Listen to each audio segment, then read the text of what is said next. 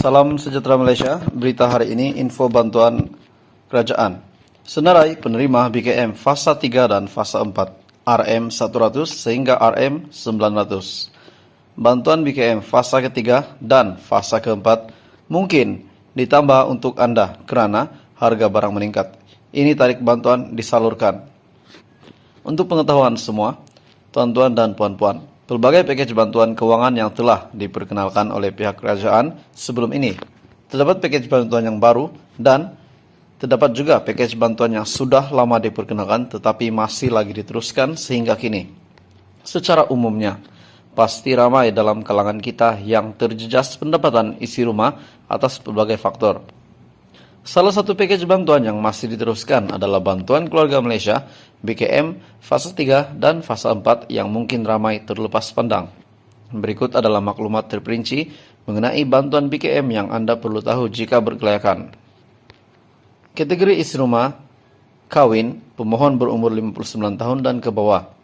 Pendapatan isi rumah RM0 hingga RM2.500. Bilangan anak kosong RM200 fasa ketiga dan RM300 untuk fasa keempat. Untuk yang mempunyai bilangan anak 1 hingga 2 anak, RM300 fasa ketiga dan RM600 fasa keempat. Bilangan anak 3 dan ke atas, RM400 fasa ketiga dan RM600 fasa keempat. Pendapatan isi rumah RM2.500 sehingga RM5.000.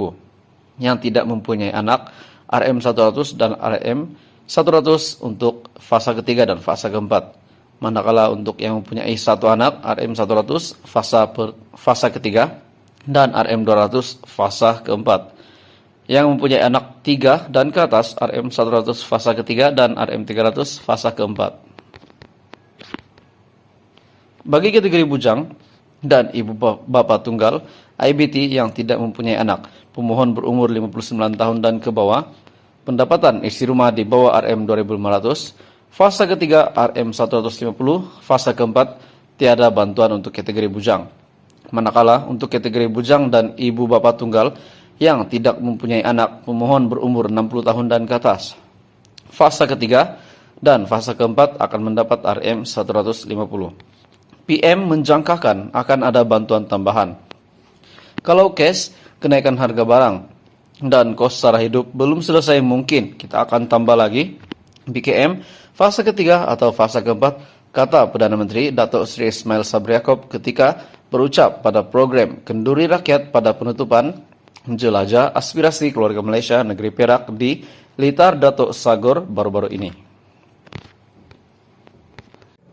Salam sejahtera Malaysia, berita hari ini, info terkini bantuan kerajaan di Malaysia. Rakyat Malaysia berpeluang untuk terima bantuan RM3.600 untuk setahun. Bagi membantu rakyat yang memerlukan, pihak kerajaan telah memperkenalkan pelbagai jenis bantuan kepada yang berkelayakan, termasuklah bantuan kewangan pelajar, college community melalui Kementerian Pendidikan Malaysia. Untuk makluman, BKPKK adalah sebuah bantuan kewangan yang diberikan kepada college community selama 2 semester sahaja. Bagi semester 1, 6 bulan, pelajar yang layak akan menerima bantuan kewangan berjumlah RM1.800. Manakala untuk 2 semester, pelajar yang layak akan terima bantuan sehingga RM3.600. Syarat kelayakan bantuan RM3.600, pemohon mestilah merupakan warga negara Malaysia. BKPKK diberikan hanya kepada pelajar college community berperingkat sijil jangka panjang sahaja, iaitu yang melibatkan pengajian sekurang-kurangnya 4 semester pada peringkat sijil, dan daripada isi rumah berpendapatan RM3.000 dan ke bawah sahaja, menandatangani 2 salinan perjanjian, mengisi borang penyata pendapatan bulanan keluarga, dan pelajar tidak dibenarkan mempunyai penaja lain dalam tempoh program.